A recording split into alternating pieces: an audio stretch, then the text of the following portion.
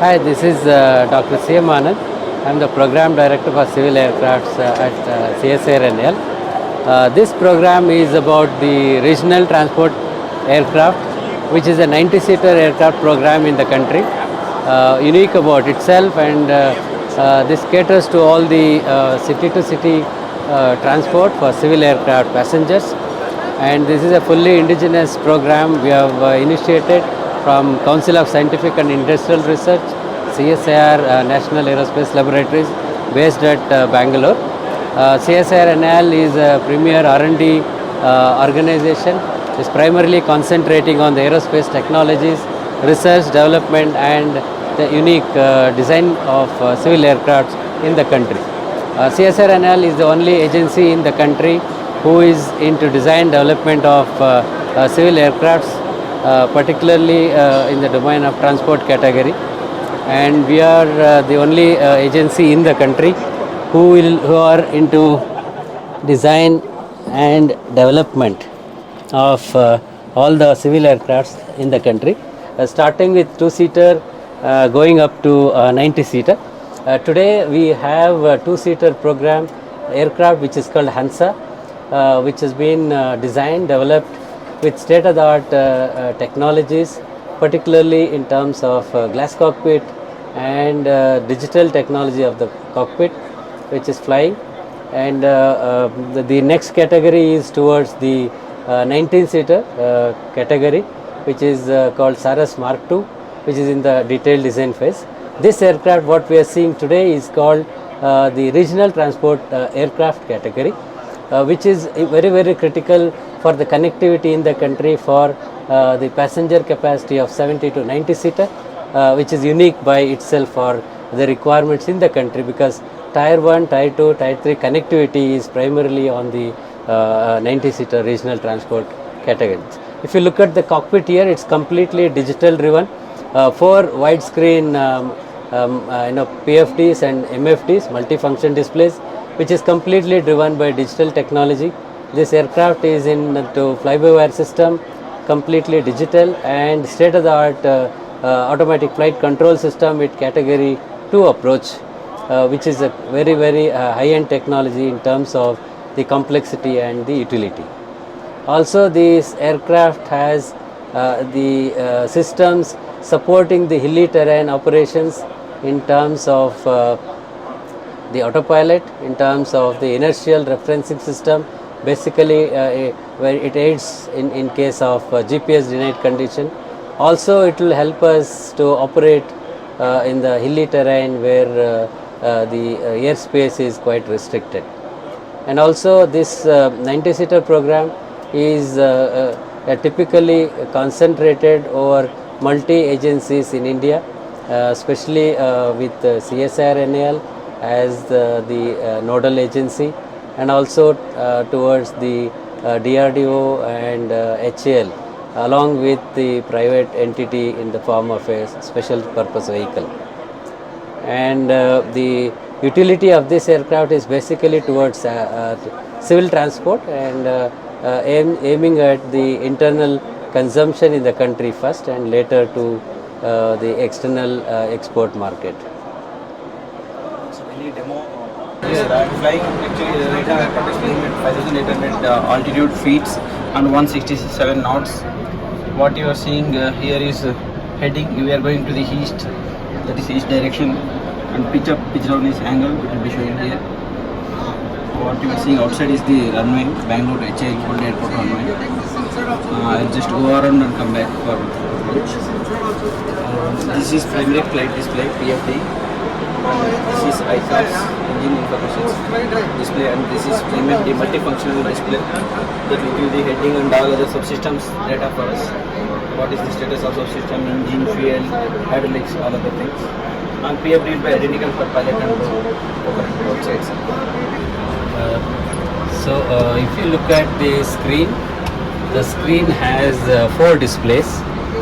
Primarily, this is the pilot side where I am sitting, and the other one is the co-pilot side.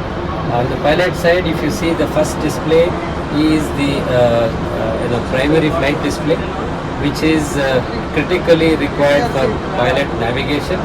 which provides the attitude and heading information, that is horizontal situation indication on the screen in the first. The second and the third screens are typically it's called multifunction displays, which is a combination of many systems will come back. And if you see on the right hand side to the Copilot, last screen is also called the primary flight display, which is mandatory required as per FAR requirement, which is the same as the pilot set display on the left side. So if you now look at the center, the first display here towards left, and you see here there is multiple options we present here. It's called multifunction. The meaning of multifunction is that multiple systems are defined in one screen.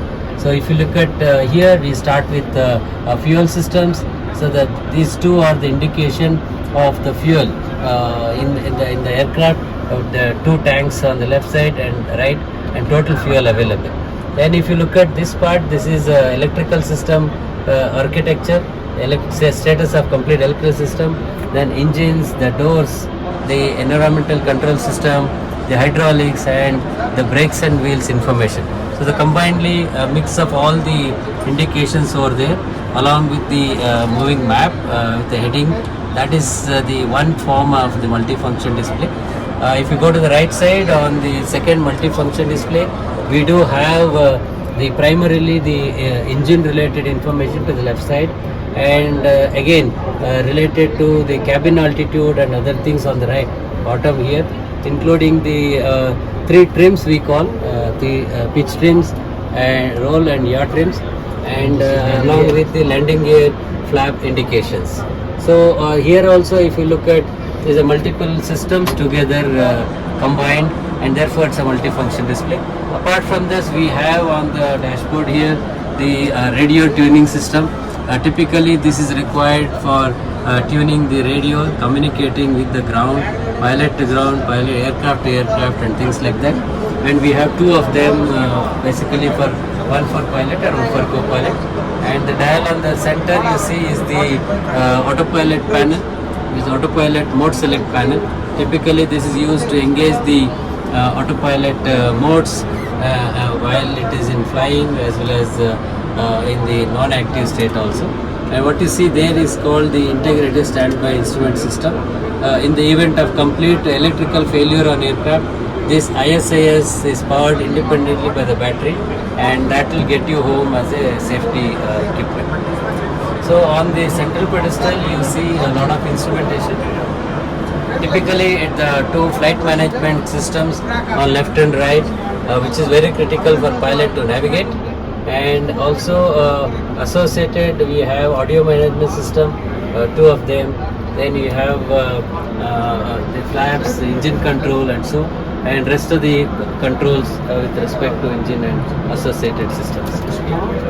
So on the overhead panel, if you look at overhead panel, so the most of the subsystem controls comes here, including the electrical, ECS, CPCS, propulsion system, and so on so. And this is primarily the main controls for the pilot to navigate and operation subsystems. On the top side you see this is the secondary distribution panel for the complete aircraft, which is distributed across the multiple systems. So typically these are the controls that this aircraft to have for man-machine interface and complete navigation requirements.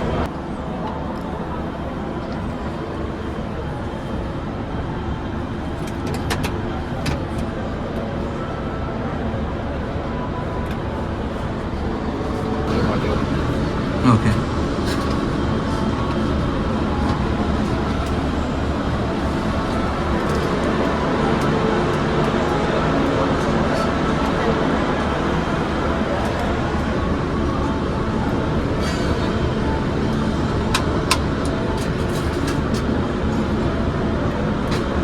You can go up to there and stop it, sir. Yes, yes.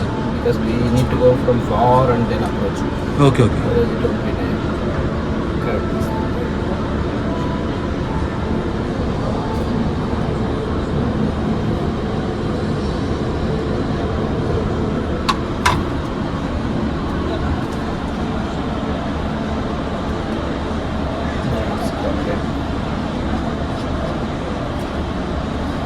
Can you press left pedal, slightly?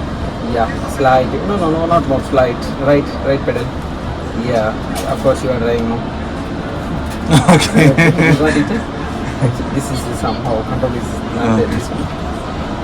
But I need to correct it. That much you can. Thank you so much.